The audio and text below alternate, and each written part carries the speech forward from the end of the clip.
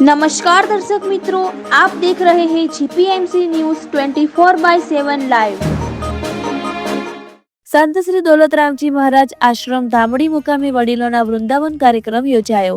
વડાલી તાલુકાના ધામડી મુકામે આજથી 5 વર્ષ પહેલા સ્વર્ગસ્થ જયંતિભાઈ પાટીદાર દ્વારા વડીલોના વૃંદાવન કાર્યક્રમની શુભ શરૂઆત કરેલ, જે આજે વટવૃક્ષ સમાન બની ગયેલ છે।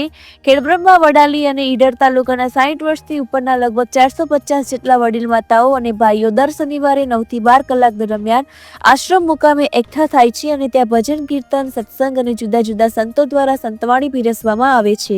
સ્વર્ગસ્થ જયંતિભાઈ પાટીદાર સાહેબે શરૂ કરેલી આ વડીલોના વૃંદાવન યાત્રા તેમના દીકરા ભરતભાઈએ સંભાળી લીધી છે, જેનો સૌ વડીલોને આનંદ છે।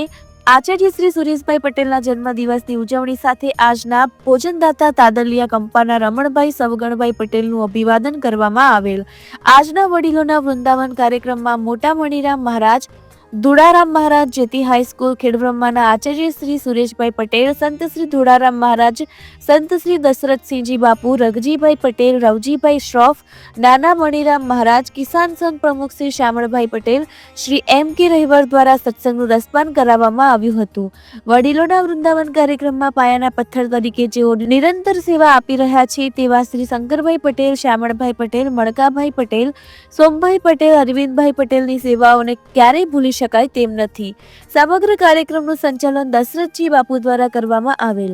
અહેવાલ સુરેશભાઈ પટેલ, પ્રિન્સિપલ, સંત શ્રી નથુરામ બાપા જ્યોતિ વિદ્યાલય ખેડબ્રહ્મા, જીપીએમસી ન્યૂઝ 24/7 લાઈવ।